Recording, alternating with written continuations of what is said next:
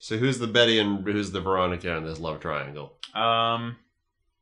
Well, I think the hummingbird would have to be Jughead just based on the nose. Okay, see, I feel like the hummingbird is, because the hummingbird loves the people. I think the people are Archie, the hummingbird's Betty, Bubbles are Veronica.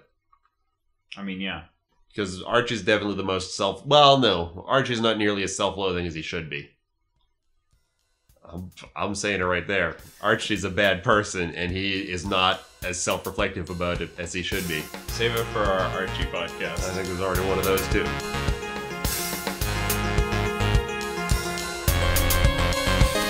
It's a beautiful day in the neighborhood, a beautiful day for a neighbor.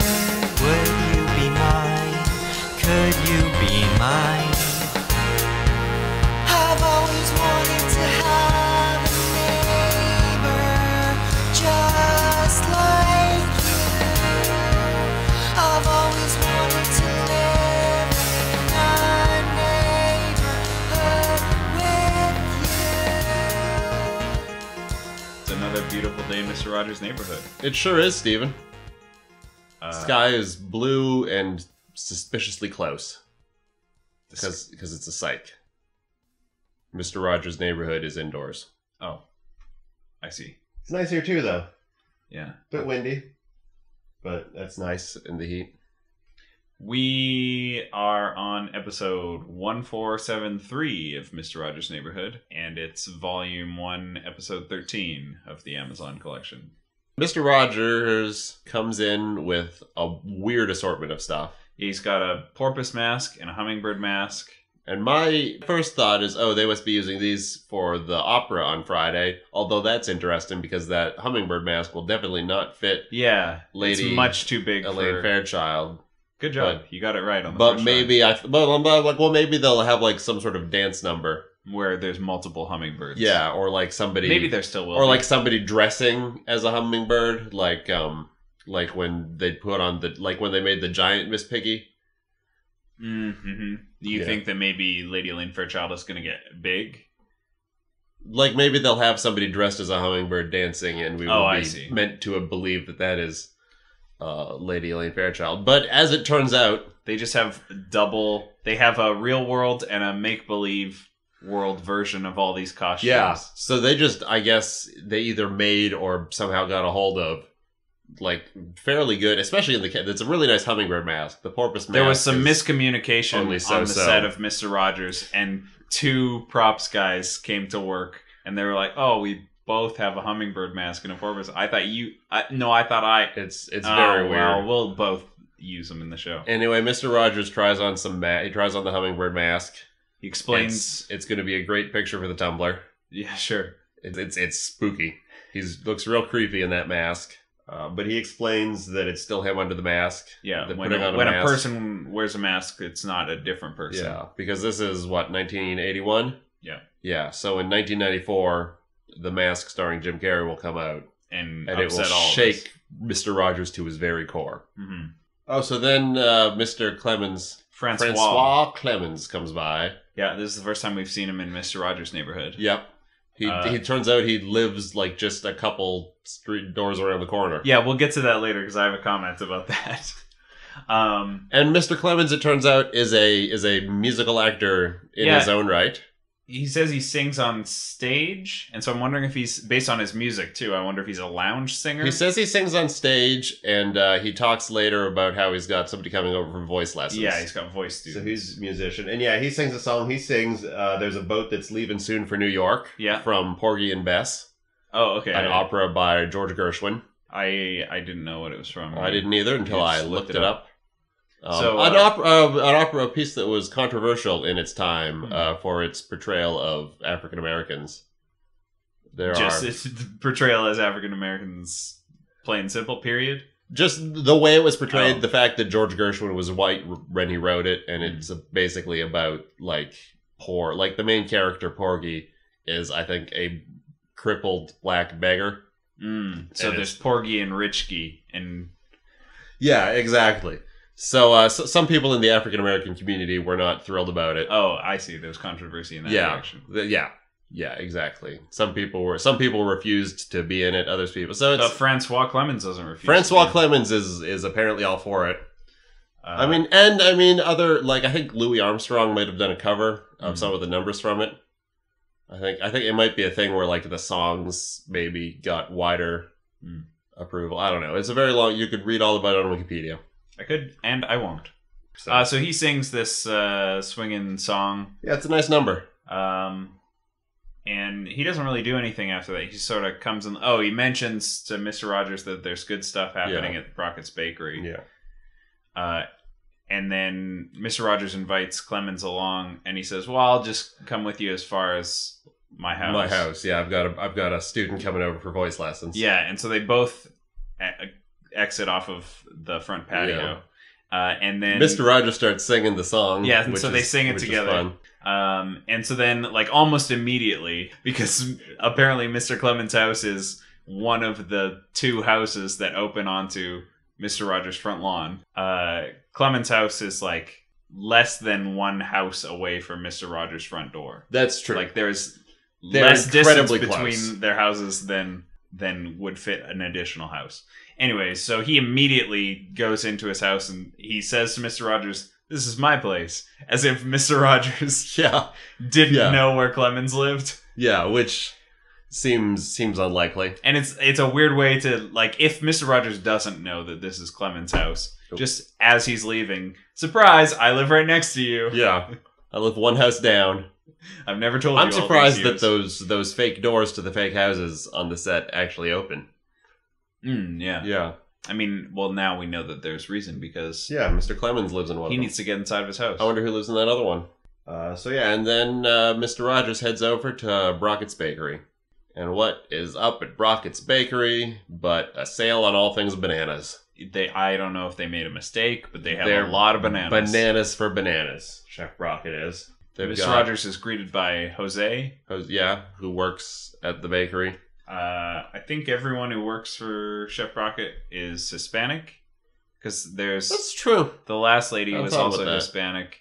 And then I think there was a third guy who we didn't really talk to who had an accent, but I'm not sure. I wonder if they're related. Or maybe it's just a family of bakers, because if there's one thing we know, it's that Chef Brockett's occupation is a fraud and that he can't bake a thing. Boy, can he ever. Yeah, we see some of his concoctions. I mean, he's got some good stuff on display. There's banana pies, and he's got banana bread, he's got banana crumb cake, banana cream pie, and banana bread, and regular bananas that are just bananas. You can just buy bananas, just loose bananas. Further evidence that they just made a horrible mistake and put too many zeros on their banana order. On their banana, yeah, exactly. It's this is a bakery, but we're also just selling fresh bananas. When he's showing the banana bread to Mr. Rogers, Mr. Rogers points at it and he's like, "So that's bread?" And I'm like, Mr. Rogers has never heard of banana bread. Yeah. So that's or it was a real deep dig at Chef Brockett's product. Yeah. I mean, it's round, so it's not traditionally loaf shaped, even by banana bread standards. But banana bread is a thing, Mr. Rogers. Surely you've heard of this in your many years.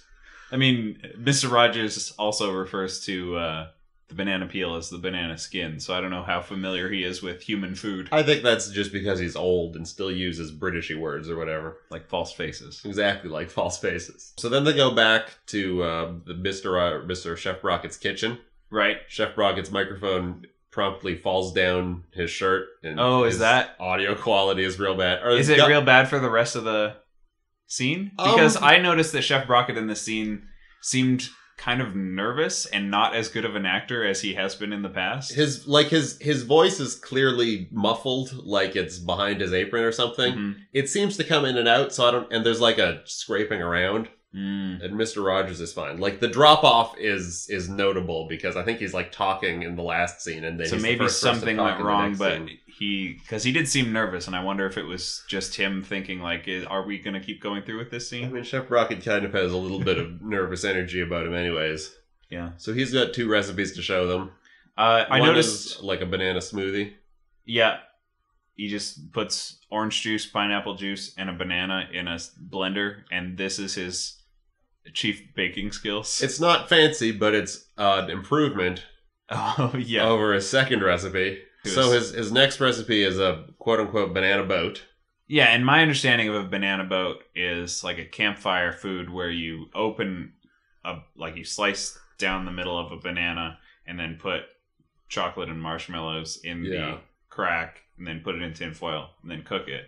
And I'm fully prepared to believe that is a weird regional thing that nobody else has ever heard of referred to by that name. Okay, yeah. There were probably 1,000 banana-based dishes called banana boats. Mm-hmm. Probably somebody calls banana splits banana boats. Yeah. Because bananas are naturally boat-shaped. And also banana boats are a thing. That's true.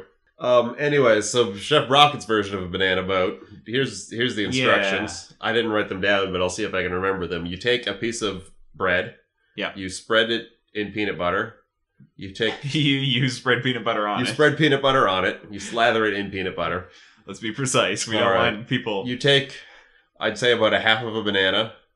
Uh-huh. You place it in the middle of the bread, perpendicular to the up and down of the bread. So it goes sort of across horizontally the bread. Right, so it's not a symmetrical. So it's not symmetrical when you do the next step, which is to make a hot dog. Fold the bread up around. You're making a hot dog. Yeah, you fold the bread around it. The bread immediately breaks on the bottom.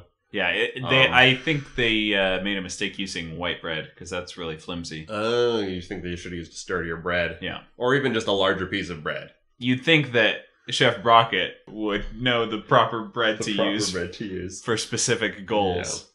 Yeah. I mean, even just larger bread. Because the problem really is that the standard loaf of bread is not more than maybe 2/3 the circumference of a banana. You can't really wrap the whole slice around a banana. No, you can't even really get a satisfying U. You just sort of get a...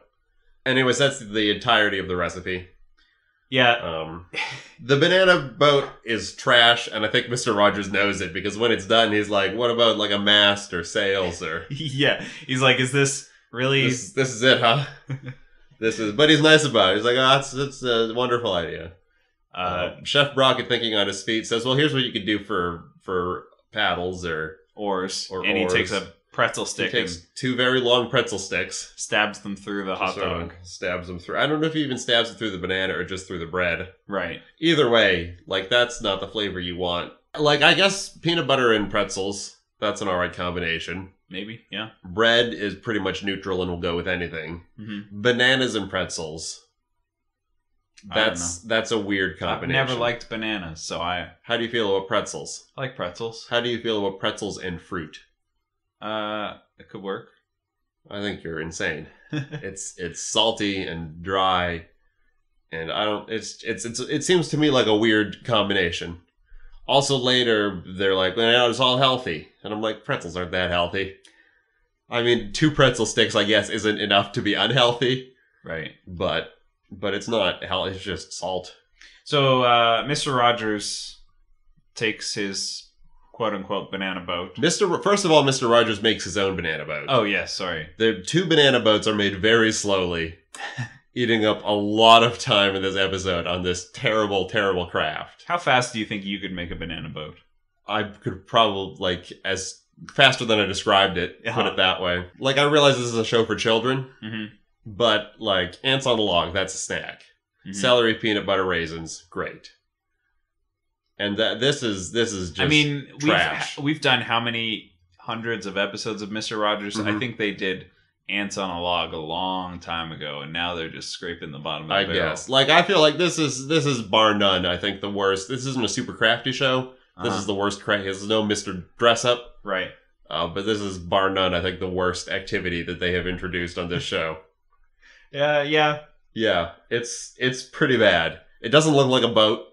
And when you pierce the pretzel through, it pushes the pieces of white bread, so there's just white bread gunk on the end of the pretzel. And that's falling apart immediately. The peanut butter's not even enough to hold the bread closed because it's so barely wrapped. Mm-hmm. It's a disaster but everybody's real positive about it.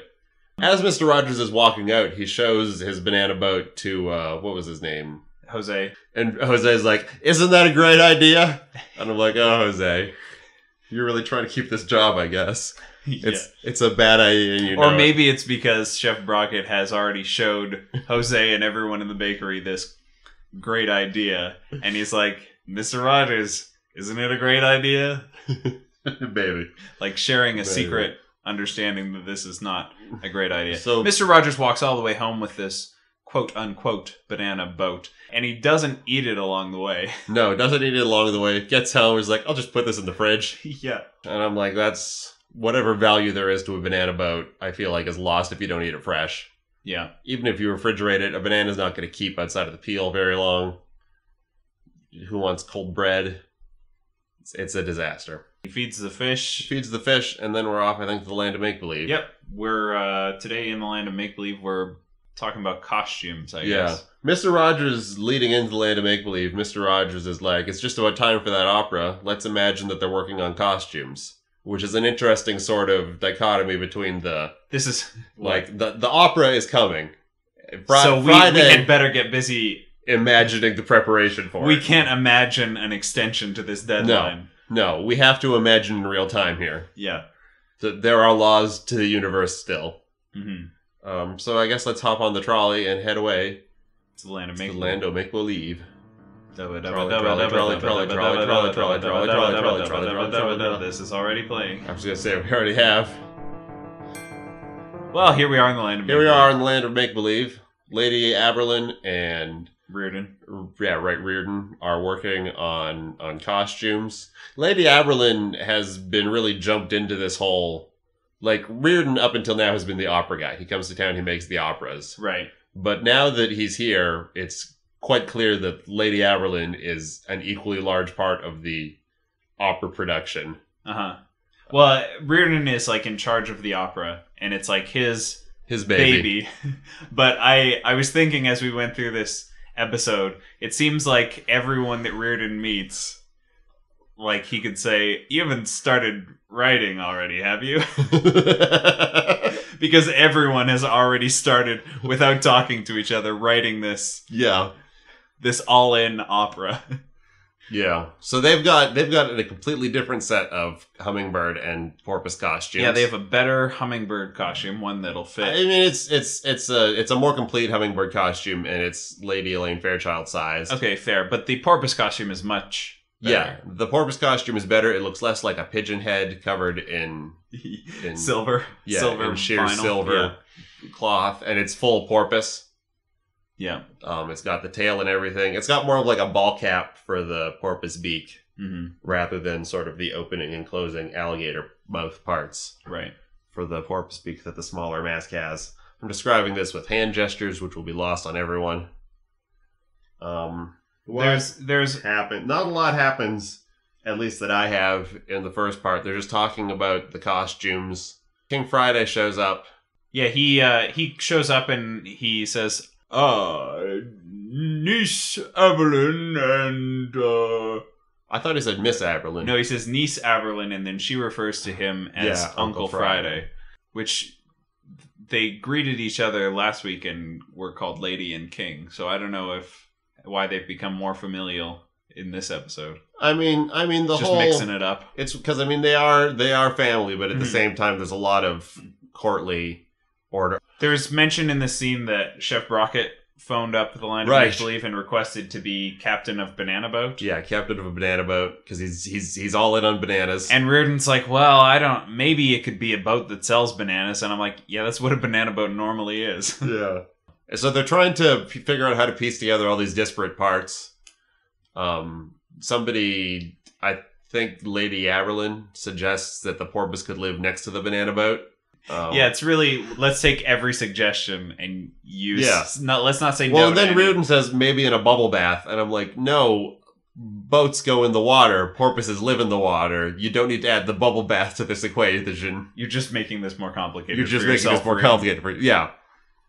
Yeah, so yeah, King Friday basically checks in on how the play is going. Yeah, they say, how are we going to do this, King Friday? And he says...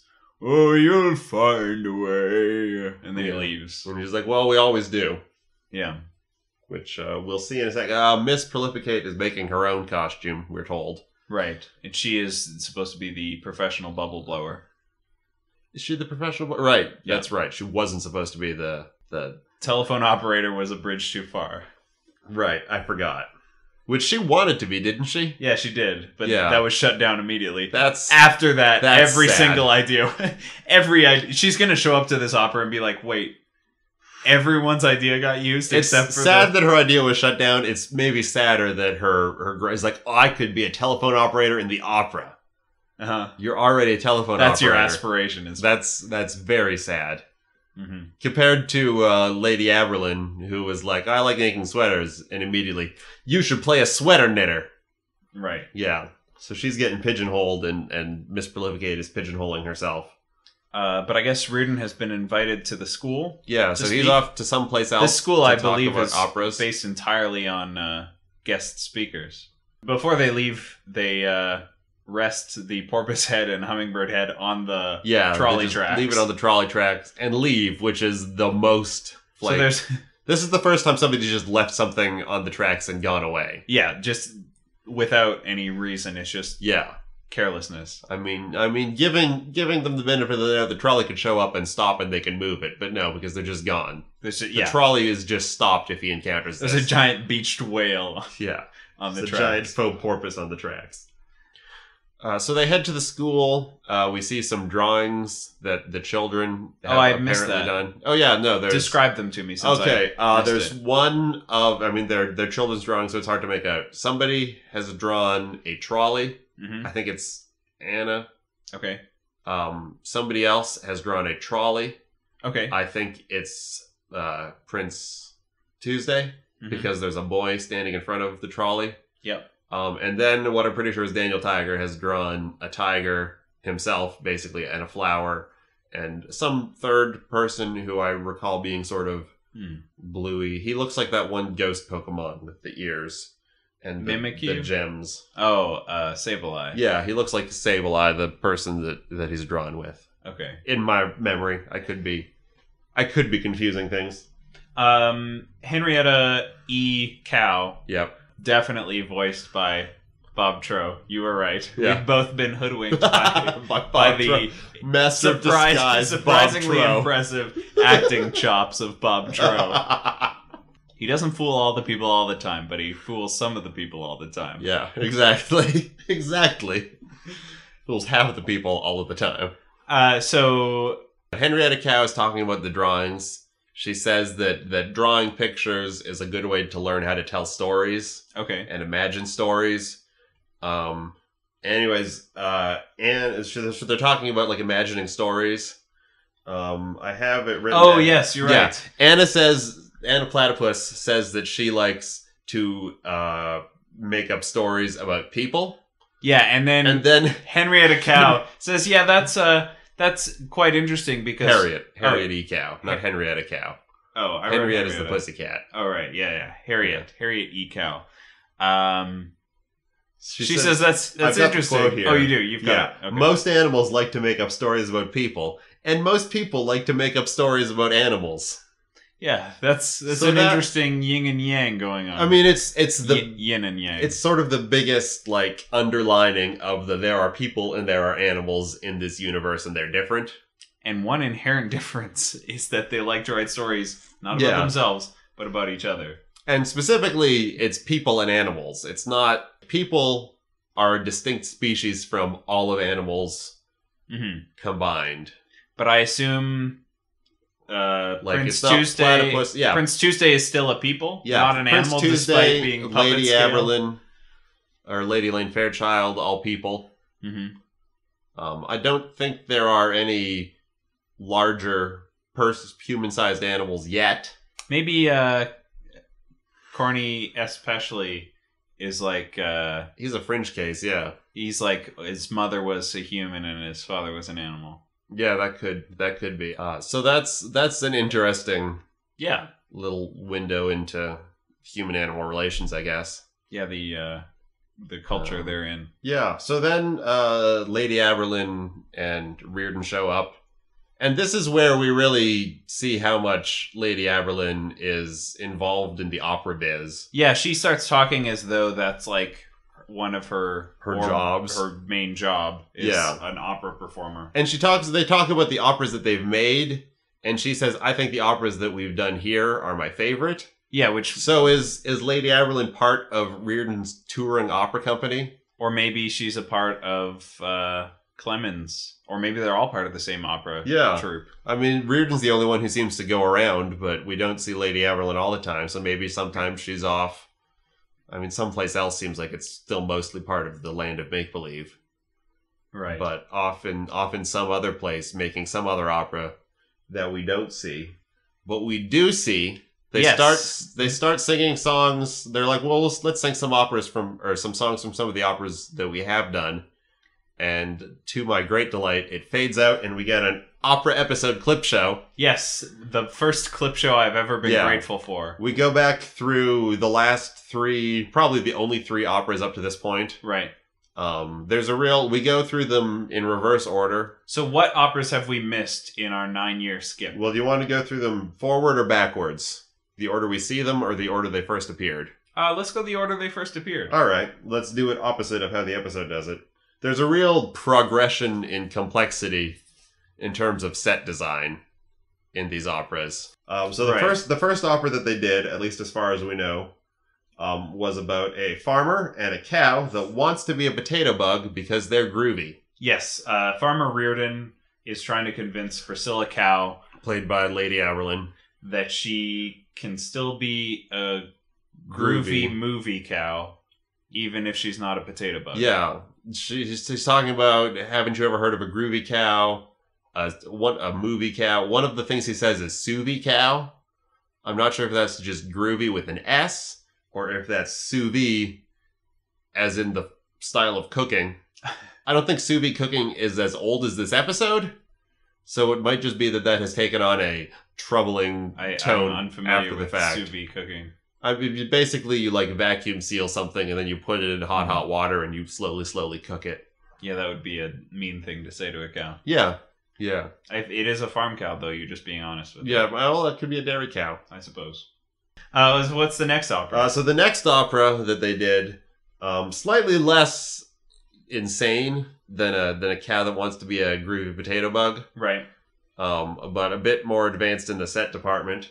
All we know about this one is that it's about a sad organ grinder, played by Reardon, who thinks he's a failure, and a zookeeper, played by Lady Aberlin. And she sings a song to him to make him feel better. Yep. There's a parrot there. The parrot's real. So live animals on set. That's I guess, exciting. Yeah, I didn't think about that. And then we get to the first opera they showed us, the last opera they've done. Big production. We're talking elaborate sets. Yeah, we've got a body of water. Yeah, we've got a body of stage water. We've got a tree. We've got a beach. What I could piece together just from the song that they sing, it's about a swan played by Reardon. A very fat swan. Yeah. He knows some beavers. Oh, I missed the bit about the beavers. Yeah, he talks about the swans and the beavers will help you. Okay. So I assume the beavers are a specific part of that. If it's anything like this opera, a lot of spaghetti getting thrown at the wall. In this song in the opera, the swan pledges to Betty, who's playing a girl, that he will help her rescue her brother from a witch. From the witch who has taken her brother to the taffy factory. It's a real Hansel and Gretel thing, but instead of a gingerbread house, it's a taffy factory. Do you think it's a factory that makes taffy or a factory that's made of taffy? But produces what? Rocking chairs? Maybe. The land of make-believe's #1 cheap export? Maybe it's a taffy factory that makes taffy. I'm thinking that Lady Elaine was probably that witch, because I would say she is equal parts witch and equal parts taffy. Whoa. So that's the sweater, or the opera montage. And that you just got sweaters on the brain. That first clip of the last opera really got me excited for what we're going into, because they have started putting some work into these. The precedents for these operas, they all seem more cohesive than the one we are currently producing, I would say. I mean, let's not forget about the one with the witch and the taffy factory and the swan and the beavers. I suppose, yeah. That's a lot of elements. I wasn't really listening to the lyrics as closely as you were. Clearly. To me, it just looked like a generic ballet, like a Swan Lake thing with an obese swan. Yeah. But again, taffy factory. Right. So then we start to see how this opera's going to come together, though. they start kind of planning it in the middle of the kids school start room. pitching ideas. Daniel Tiger brings up And his idea. Good news for them, all of these ideas will be going into Yeah. Bad news for them, they're not getting paid. Right. They will not be compensated for their creative input at all. Who Except suggests that there's a decent chance they'll who get it. suggests that the bubbles should all wear sweaters? I remember that Daniel Tiger brings up his idea that, sweaters on rocking chairs was an idea I had. And Reardon is big into that idea. Daniel Tiger's really been vindicated after being mocked. I don't know how they made these cohesive operas about an organ grinder and a zookeeper when he's got this all-in attitude for this one. Maybe he's just experimenting with a new technique that he learned at an opera writers conference. I mean, we don't know what else was going on in that opera zookeeper production. There could have been what kind of animals were in that zoo? Like, what do you think Lady Elaine Fairchild was in that? What was she playing? An elephant? A mouse? All of the clips that we were shown only featured Reardon and Aberlin.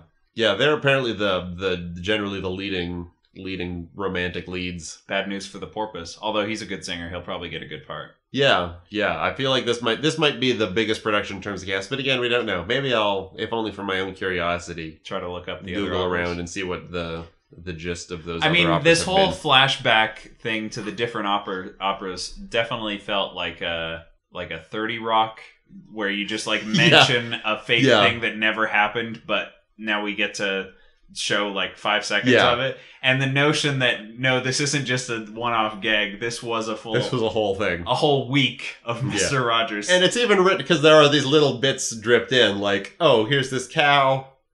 She's sad. She wants to be a potato bug. That's weird because potato bugs are groovy. That's additionally weird. And then it gets kind of swingy. Yeah, it definitely leaves me wanting more, and I might have to go back. It definitely leaves me wanting to see these little segments performed by Tracy Morgan and Jane Krakowski. Right. I think she could really bring a lot to the cow who wants to be a potato bug role. Yeah. That'd be good stuff. But yeah, anyways, I think it's Anne sort of spinning off of Daniel Tiger's idea about rocking chair sweaters. You could have bubble sweaters. And then Lady Aberlin quickly pulls out her notebook and starts jotting this. Bubble sweaters. That's brilliant. I just have to figure out how to build a spherical sweater. Yeah, I just have to figure out how to build a sweater for a bubble. And then I think it's Prince Tuesday who says, and people might care about bubbles more than anything. Then they start hammering out the various forms of conflict, and I've outlined them pretty specifically. In the classroom, they decide this is how each member of this bubble world society relates to each other. So the people love bubbles. Of course. Hummingbird doesn't like bubbles as much. No. Hummingbird loves people. So we've got kind of a love triangle going on. Oh, yeah. But people don't like people as much as they like bubbles. Right. So I'm wondering, what's the name of the hummingbird? Hildegard. Hildegard Hummingbird. Is going to be not quite the antagonist that I thought originally. She's probably going to be the rejected savior of these people. Okay. In that she gets them to stop focusing on bubbles and start focusing on each other. And for that, they crucify her. No. No? Okay, so not a direct Jesus analogy. No. Not. More of a Superman analogy. Sure. The people are Lex Luthor. They can Hildegard's both fly. Superman. Yeah. The bubbles are the bottle city of Kandor. So that's about it for the school. Yeah, we do a quick scene with Queen Saturday, who this is the first time we've seen. Yeah, and she's a real Southern belle. Yeah, it's true. Still voiced by Mr. Rogers. Mr. Rogers. Well, we know she's from some elsewhere. She's from wherever Robert Troll is from. Yeah, she's talking with Francois Clemens. Francois Clemens, who has just gone ahead and written a song which he performs for the opera. Yeah, this Reardon is going to be surprised to learn that the Porpoise has already written his own song. Porpoise is already writing the book on this. Or the music. I don't know. What were they even talking about? Saturday and I think Clemens. they were just talking about the opera and the costumes. And then Clemens starts singing this song about, I'm a porpoise in Bubble Land. Doobity doop doop. Bazap zap zap zap zap. I hope we've got time for this song. Shabap dap dap zap zap zap. He's caught on that, it's called Bubble Land somehow, even though they just coined that a second ago at the school or someplace else. When it's literally like, wow, people like bubbles more than people. Sounds like a real bubble land. Like, that's it. I hope that line's not in the play, because that's a real amateur move, having somebody say the title in the episode or in the show. So, and then he grabs the porpoise costume off the tracks, thanks goodness. Yeah. No, he doesn't. Does he? No, he takes the porpoise costume with him, leaves the hummingbird costume and then Lady Aberlin on the special ledge, and goes in to talk more with Queen Saturday about the play. As they're leaving, almost the same time, classic Three's Company misunderstanding plot. Lady Aberlin comes out with Reardon and says, "Oh no, where did the porpoise costume go? We left it right here." Trolley's coming by at the same time, and immediately diffuses this as, "Oh, Mr. Clemens is inside the castle. He just took it there." Mr. Clemens is not a jerk who leaves a giant porpoise on my track, preventing me from making half of my stops. So that it's such a weird scene. Like, you just have to not have Lady Aberlin and Reardon come out at that moment. Like, if they had just stayed backstage, the trolley could have come by, end of the scene. We have no questions about what will Lady Aberlin do when they see that the costume's not here. We would be perfectly happy to say, they'll find Mr. Clem. But instead, they introduce this conflict and immediately diffuse it by having Trolley explain it all. It's a weird little bit, because the trolley continues on, and we're out of the land of make-believe. So let's head on the trolley out of the land of make-believe. Is there, everybody's getting their suggestions, and do you want to add anything to this? We don't even have to run it past Reardon. We could just say that it's in, and it's in. I think there should be like a weird aerosol can that somebody jumps out of. What? That's just the only thing I remember from a Mr. Rogers episode. I think it might be this one, but I'm not sure. Oh, so you're saying it so that you look really cool when it comes through? Yeah. Okay. Yeah. But again, I might be confusing it with the bad sequel to Frosty the Snowman, or a amphitheater show we saw at Kananaskis one time. An amphitheater show. An amphitheater show. And platypus and amphitheater. Well, here we are back in the real world. Here we are back in the real world. The quote-unquote real world. The quote-unquote real world. What happens here? Mr. Rogers, I think, tries on some more of the masks. He asks what kind of an opera we would write. Yeah. And I said to myself, probably a more cohesive one. Yeah. So then he heads over. He's like, you can make masks even if you don't have masks or whatever. He says you can make something by folding a handkerchief. Yeah, all you need is a handkerchief, which kids today, I don't know about 81, kids today I think are more likely to have a mask than they are a handkerchief. That's true. But nonetheless, you might have a Kleenex. He heads over to the kitchen table. And he starts folding a handkerchief. And let me describe my experience of this. So he starts folding this handkerchief. Right. And I'm writing notes, and so I'm not really looking, because I'm like, this is gonna go exactly as well as his paper hat that he tried to make. Yeah, that was my first thought. Before his son arrived. You can't arrived. even make a paper hat, Mr. Rogers. How are you going to fold a handkerchief? And so I look up look up from my notes, and he's got these impressive cat ears on his head that he's made out of.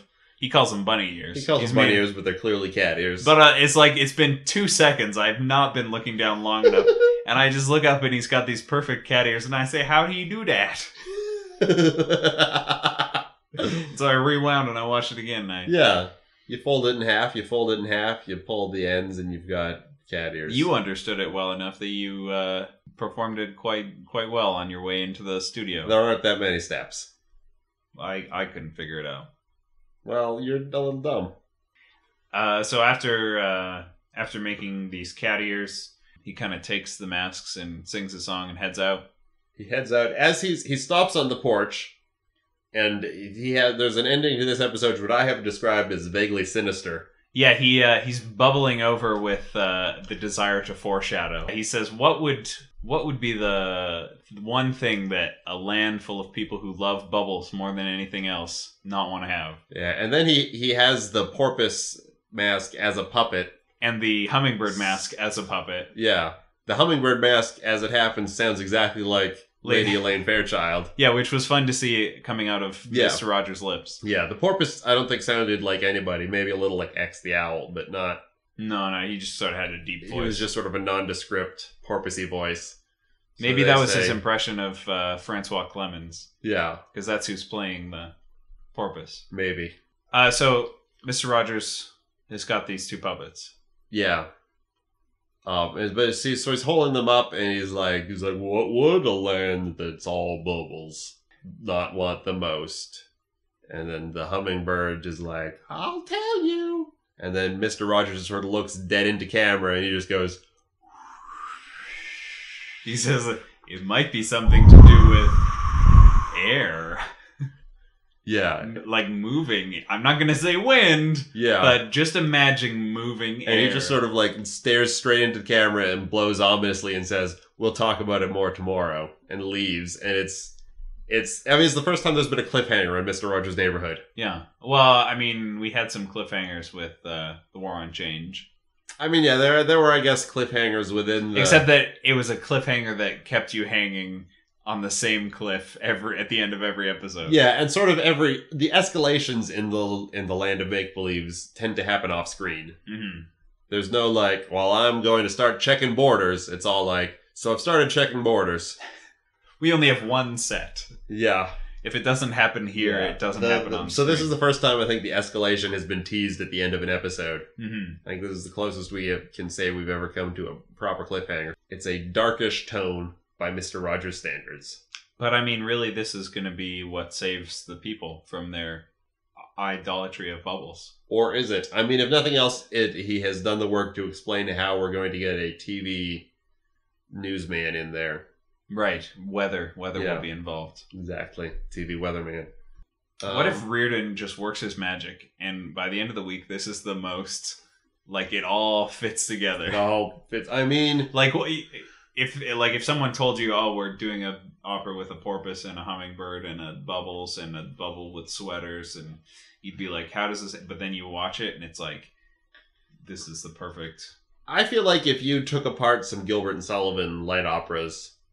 You would perfectly justify come up with some similarly preposterous components that have been melded together into a single unit. Probably true of a lot of plays. Describe a Mr. Rogers opera with emojis.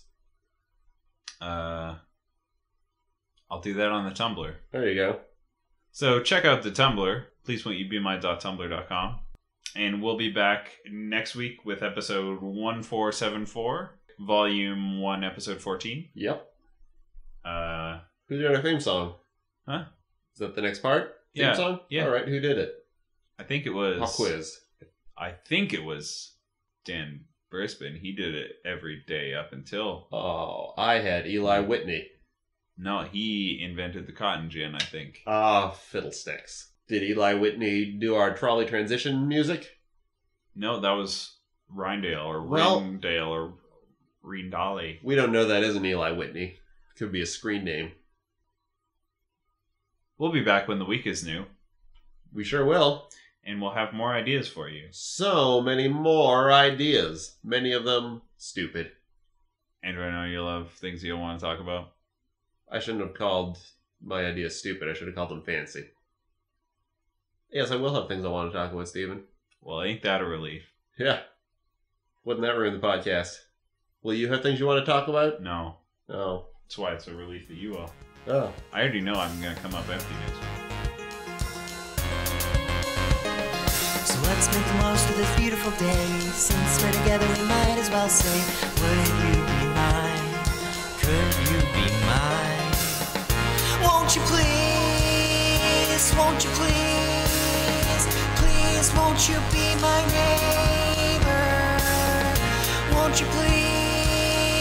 Won't you please? Please, won't you be my podcast? But I don't want to be a cow. I want to be groovy. Well,